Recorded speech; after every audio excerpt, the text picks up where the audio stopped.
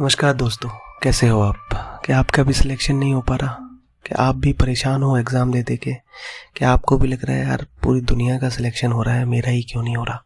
क्या आपको भी ऐसा लग रहा है कि सिलेक्शन नहीं होने की वजह से आपके रिश्तेदार, आपके आसपास के लोग, आपके स्कूल के क्लासमेट्स, आपके कोचिंग के क्लासमेट्स, आपके कलीग, सारे लोग आपको सोचते हैं यार इसको तो कुछ आता नहीं है या इसका कुछ हो नहीं पा रहा है? तो दोस्तों, अगर आप भी ऐसी मानसिकता के बीच घिर गए हो तो ये वीडियो आपके लिए है। दोस्तों, बड़ी चीज़ें करने में अक्सर टाइम लगता है। कोई भी बड़ी चीज़ एक दिन में नहीं होती है। और आपको अगर सिलेक्शन लेना है तो सबसे पहले आपको एक काम करना है कि जितने भी नेगेटिविटी वाले लोग हैं, कोई भी हो, आपकी कोचिंग का बंदा हो, आपके रूममेट हो, आपके क्लास का बंदा हो, आपके कलीग हो, उन सब से आपको दूर रहना है। तो दोस्तों, सिलेक्शन एक मेंटलिटी है। सिलेक्शन आपको कब मिलेगा? सिलेक्शन आपको तब मिलेगा जब आप सिलेक्शन लेना चाहते हो। तो आप बोलोगे यार ये कैसी बात है, कौन ही हम सिलेक्शन लेना चाहते हैं? दोस्तों देखिए, कोचिंग अटेंड करना, कहीं जाके रूम लेके रहना और पढ़ाई करना, यही सिलेक्शन के लिए काफ़ी नहीं है। सिलेक्शन के लिए जो मेंटलिटी है, जो एटीट्यूड है, उसका आना बहुत ज़रूरी है। अगर एटीट्यूड नहीं होगा तो सिलेक्शन नहीं होगा। अब एटीट्यूड कैसे होगा? एटीट्यूड क्या है कि एक स्टूडेंट के लिए एटीट्यूड मतलब ये है कि वो पहली चीज़ तो जो भी हार हो रही है, कम मार्क्स आ रहे हैं क्लास टेस्ट में, कोचिंग टेस्ट में, कहीं पर भी, तो उससे आपको थकना नहीं है, हारना नहीं है, नेगेटिव फील नहीं करना। कोई बात नहीं, सब लोग कहीं ना कहीं से एक दिन शुरू करते हैं। आपके कम मार्क्स आ रहे हैं, कोई बात नहीं है, आज आ रहे हैं ना, 1 महीने बाद, 2 महीने बाद, 3 महीने बाद प्रैक्टिस करोगे फिर कम नहीं आएंगे भाई। किसी का एक अटेम्प्ट में हो जाएगा। आपने मान लो सपोज करके बीटेक किया, आप बीटेक करके निकल गए, तो कुछ लोग क्या है कि एक चीज़ ध्यान रखना, और ये पर्सनल एक्सपीरियंस बता रहे हैं हम लोग, कि कुछ लोगों को कॉलेज से प्लेसमेंट हो जाएगा, 4 लाख 5 लाख 7 लाख का पैकेज मिल जाएगा। कुछ लोगों का सिलेक्शन नहीं होगा, और वो क्या करेंगे, वो कहीं तैयारी करेंगे, कोई गेट की करेगा, कोई आईएएस की करेगा, कोई आईएएस की करेगा, कोई किसी चीज़ की करेगा, या 12th के बाद भी ऐसा ही सिनेरियो होगा।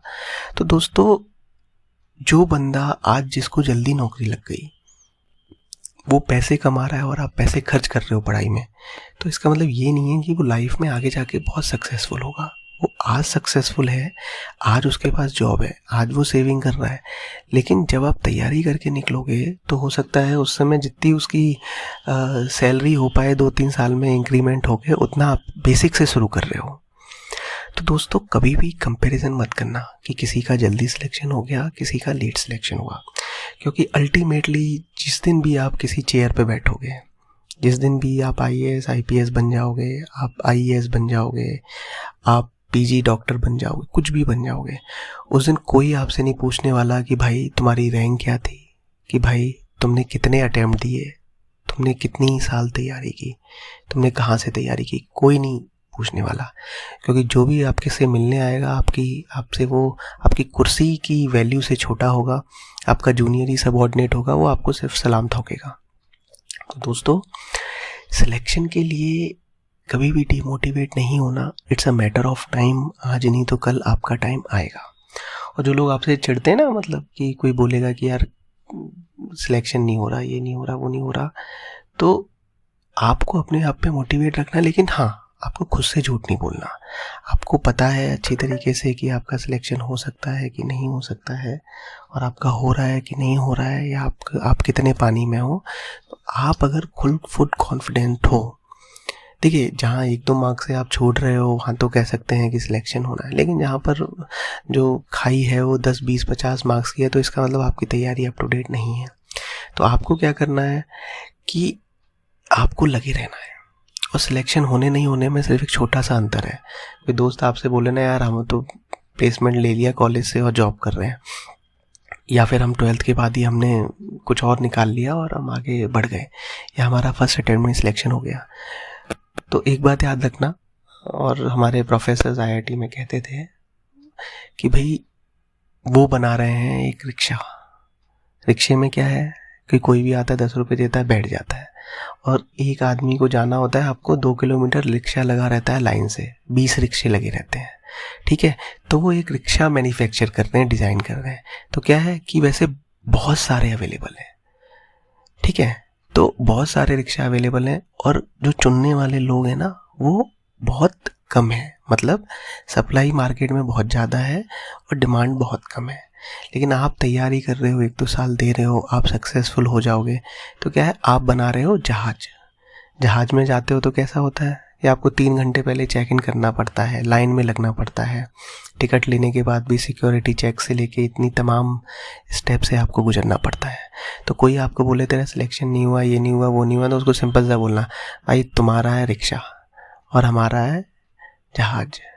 तुम्हारे में कोई भी आगे बैठेगा, निकलेगा, आगे बढ़ेगा, और हमारे में तुम्हें बैठने के लिए भी लाइन लगानी पड़ेगी। तो दोस्तों, मूल मंत्र यही है कहानी का कि बड़ी चीज़ों के लिए टाइम लगता है। पेशेंस, परसिस्टेंट और डिटर्मिनेशन, ये 3 पॉइंट आप लिख लीजिए।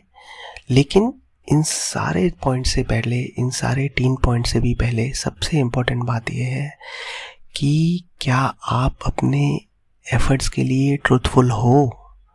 आप दिखाने के लिए अपने घर वालों को तो नहीं पढ़ रहे हो। आप क्लास में क्वेश्चन फालतू में तो नहीं पूछ रहे हो जस्ट टीचर को और क्लास को इम्प्रेस करने के लिए। आपको वो देखना है।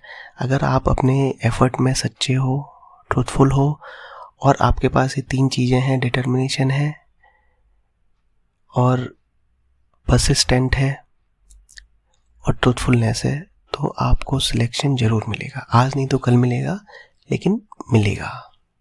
थैंक यू दोस्तों।